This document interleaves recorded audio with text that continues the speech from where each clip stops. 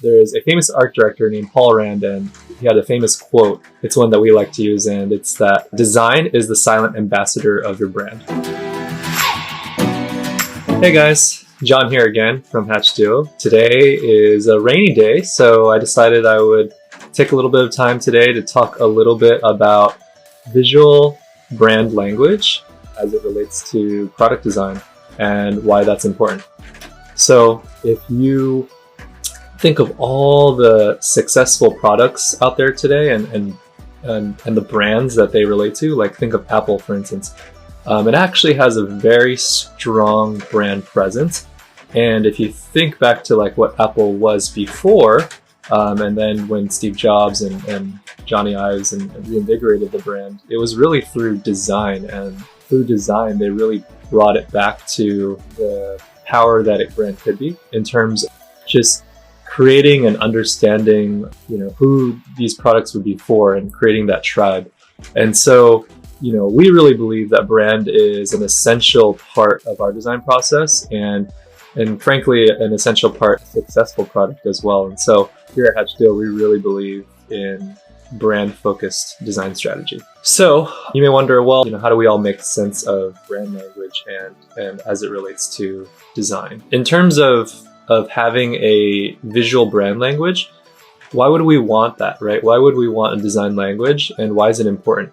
Well, I think if you actually analyze brands, big brands today, a very distinct design language, you'll see that they really come across as brand consistent. So with, a strong design form language or design visual language, you really get, that consistency so that, when you're looking at something, you already know it's an Apple product, or you already know that it's a BMW, purely by looking at the way that the form, the radii, the colors, the materials, and the finishes are. And I think it's very appropriate to call it design language, because just as in language, there's words, sentences that make up paragraphs that make up stories.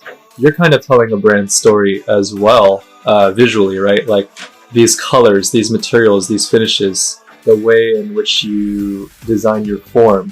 These all tell a consistent story for the products that are within this brand to correlate them all together. And, you guys can take a look at, Google, Apple, Ryobi, Power Tools, things like that, and see how, if you look across all their products, there's this visual common denominator where you already know, without having to even look at the logo, that these products belong together. And I think that's a key thing in scaling a brand.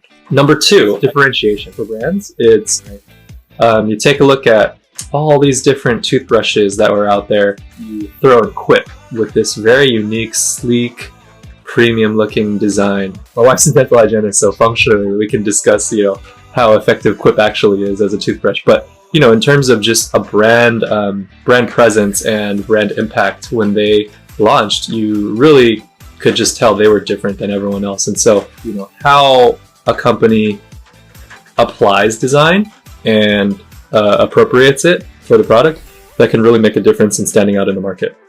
Number 3, consistency. When you're looking to scale, your company, so we get this all the time. A lot of companies approach us and, they've done their V1, V2, V3, V4 products. They've started to explore and enter different markets with different SKUs, but now they're stuck with the problem of like, oh my gosh, like all these products look completely different from each other and they don't look like they belong together. And so that's where visual design language really comes in to unify all these, what would have been just separate products, which may have been engineered well, but how do we, dress them in such a way where they feel like they belong on the same team? And so consistency is a huge part of design brand language. Number 4, subsequent ease. Now, when I say subsequent ease, this is really relating to the business side of the benefits of visual design language. And that's, say you're a larger size company, maybe like a Fortune 100, and you've already you already have a huge roadmap plan, like a 5-year roadmap plan, but you're entering, like let's say wearables, right? And you haven't had anything there yet.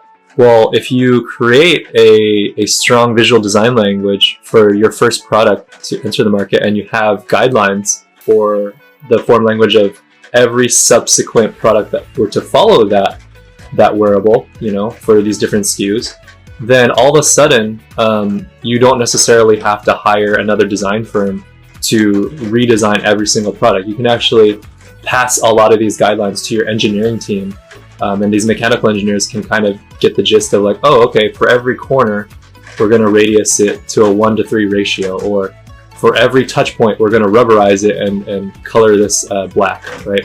And so, and I've experienced this personally when I've done some work for Omnicell, doing a bunch of different smart medicinal cabinets, and we had to create guidelines so that the in-house engineers could actually like take it and run with it for the years to come. And so, visual brand language there in terms of subsequent ease, it really saves, a company, non-recurring engineering costs, or NRE as we call it in the industry. If we actually were to dig into the metric impact of visual design language and branding, I think, just taking a look at Apple, where they went from 1996 with near bankruptcy to 1997 when they rebranded, and the new iMac with the new visual design language was launched in 1998. All of a sudden, their stock just skyrocketed, and their value went up like 263%. So, you can just tell like the value of design is very important. It's not just engineering features into products. It's really understanding the holistic picture, and that's something that we really believe here at H2O.